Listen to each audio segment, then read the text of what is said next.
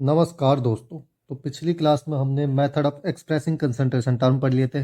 मतलब molarity, normality, molality, mole fraction, formality ऐसा पढ़ लिए थे। आज हम पढ़ेंगे स्टैंडर्डाइजेशन। स्टैंडर्डाइजेशन क्या होता है?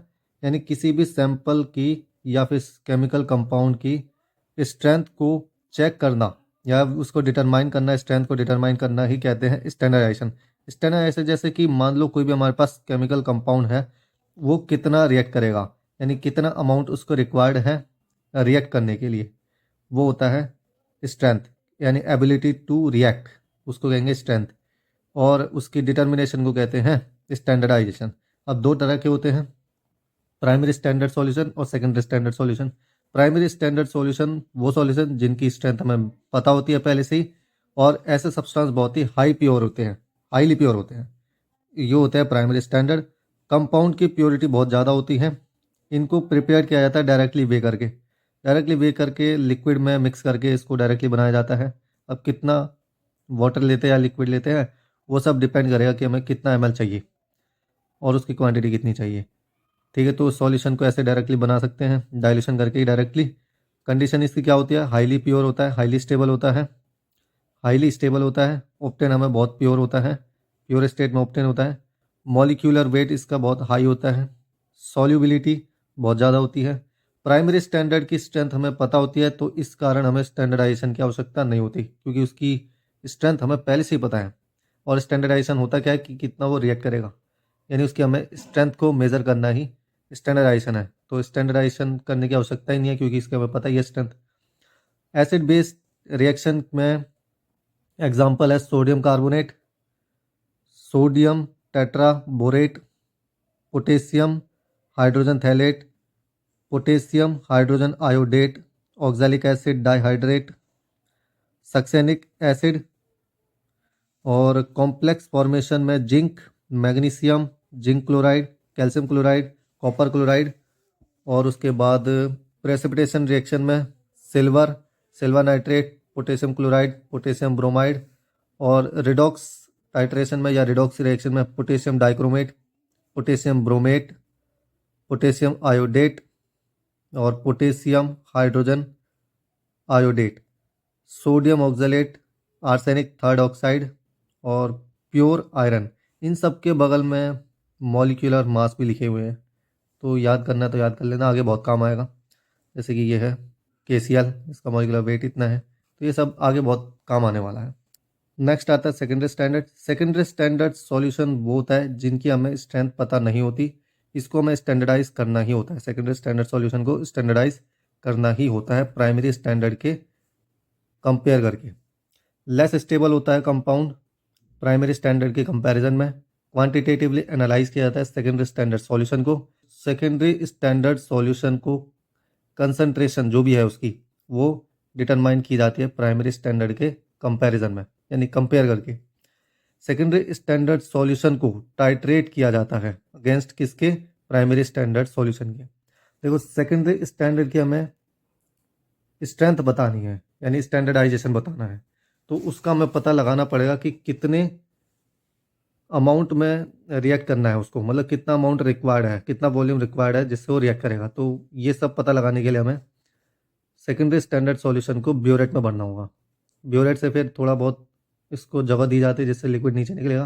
कोनिकल फ्लास्क में प्राइमरी स्टैंडर्ड को रखा जाता है कुछ रिएजेंट के साथ, और जो कि कलर शो करके हमें बताएगा एंड पॉइंट क्या है करके, उससे हम पता करते वो आगे पता लगेगा तुम्हें।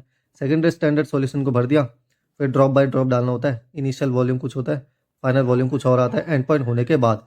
फिर उसके बाद हम डिटेक्ट करते हैं कि इतना वॉल्यूम यूज़ हुआ रिएक्ट करने के लिए। तो ये सब फिर इससे हमें पता लग जाता है फॉर्मूला रख के कि स्टैंडर्डाइजेशन करने के बाद इतना उसकी स्ट्रेंथ है, सेकेंडरी स्टैंडर्ड सॉल्यूशन की इतनी स्ट्रेंथ है।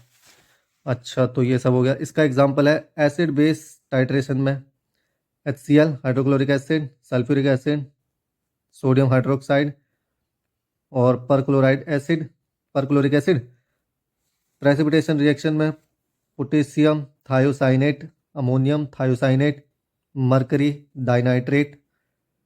कॉम्प्लेक्सोमेट्री टाइट्रेशन में इथाइलिन डायामाइन टेट्रासीटेट और एडिटेट डाइसोडियम यूज़ किया जाता है डाइहाइड्रेटेड फॉर्म में। लेड, और रिडॉक्स रिएक्शन में ceric ammonium sulphate, potassium permanganate, sodium thiosulphate, ये सब एग्जाम्पल है सेकेंडरी स्टैंडर्ड सॉल्यूशन की। अब नेक्स्ट टॉपिक आता है हमारा प्रिपरेशन एंड स्टैंडर्डाइजेशन। बहुत सारे कंपाउंड का करना है, तो सबसे पहले हमें दिया है ऑक्सैलिक एसिड का। ऑक्सैलिक एसिड का standardization and preparation. Oxalic acid को स्टैंडर्डाइज करने की आवश्यकता नहीं होती, तो केवल प्रिपेयर करेंगे। ऑक्सैलिक एसिड का स्ट्रक्चर की बात करते हैं। स्ट्रक्चर होता है इसका ऐसा। ऑक्सैलिक एसिड का स्ट्रक्चर होता है ऐसा, और मॉलिक्यूलर फॉर्मूला होता है C2H2O4। मॉलिक्यूलर फॉर्मूला ये होता है। अब इसका मॉलिक्यूलर वेट निकाल देते हैं, क्योंकि आगे ज़रूरत होगी। मॉलिक्यूलर वेट कितना होता है? 2 इंटू में कार्बन होता है 12, और हाइड्रोजन का होता है 1 molecular weight, sorry atomic mass, और ऑक्सीजन का 4, 16 होता है इसका एटॉमिक वेट। अब इसको कैलकुलेट करते हैं। 12 दूना 24 प्लस 2 10 16 दूना 30 16 48 16 चौको 64। ये आ जाएगा तुम्हारा 6 नहीं 4 2 6 4 10, एक हासिल। अच्छा, ये एनहाइड्रस फॉर्म में है, हमें हाइड्रेटेड फॉर्म में निकालना होगा। हाइड्रेटेड फॉर्म में यानी 2H2O से मल्टीप्लाइड भी करना होगा, और यहाँ पे प्लस करेंगे 2। वाटर का कितना होता है? 18। वाटर का 18 मॉलिक्यूलर मास होता है। अच्छा, अब इसको रखते हैं प्लस में। एक और आ गया हमारे पास, कौन सा? 18 दूना 36। अब इसको इक्वल में रखेंगे। 6 4 10, 10 2 12, 6 4 10 2 12, 12 4 16, एक हासिल। यहाँ पे आएगा 3 6 3 9, 9 2 11, और एक 12। 126 ग्राम पर मोल इसका मॉलिक्यूलर वेट आ गया है। अब निकालेंगे नॉर्मेलिटी। नॉर्मेलिटी हमें गिवन है कितना मास। अब नॉर्मेलिटी यानी कितना मास हमें लेना है 100 ml बनाने के लिए। अब देखो 100 ml भी बना सकते हैं, 1 लीटर भी बना सकते हैं, ठीक है। तो हम बनाते हैं 100 ml के लिए। 100 ml के लिए कैसे बनाएंगे? Normality is equal to given mass upon में, ये फॉर्मूला है। मान लो मैं नॉर्मेलिटी का फॉर्मूला नहीं पता है, लेकिन ये पता है, एक्सपेक्टर। मोलैरिटी इंटू में एक्सपेक्टर। मोलैरिटी का फॉर्मूला रख दो, गिवन मास अपॉन में मॉलिक्यूलर मास इंटू में volume of solution in litre, ये अपना एक्सपेक्टर। नॉर्मेलिटी कितनी गिवन है? 0.1 नॉर्मल। कितना वेट हमें लेना है ऑक्सैलिक एसिड का, ये नहीं पता है। मॉलिक्यूलर मास हमने निकाला था कितना? 126 ग्राम पर मोल। वॉल्यूम ऑफ सॉल्यूशन 100 ml के लिए बनाना है, तो 1000 से डिवाइड कर देंगे। एक्सपेक्टर कितना कि कितना H+ आयन रिलीज करेगा एसिड के केस में, ठीक है। तो ये करेगा 2 H+ आयन रिलीज, तो 2 एक्सपेक्टर। अब इसको कैलकुलेट करेंगे। 2 एकम 2, ये कटेगा 2 6 12, 2 3 6, 2 0 से 2 0 कैंसिल आउट, 100। ये भी है नीचे 10। अब इसको इधर रखते हैं।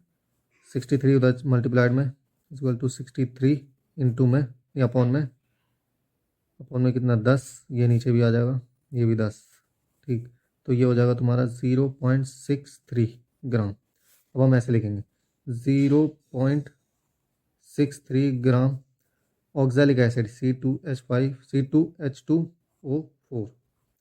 C2H2O4 ऑक्सैलिक एसिड का फॉर्मूला ये है ना। तो 0.63 ग्राम ऑक्सैलिक एसिड को डिज़ोल्व करना है 100 ml में।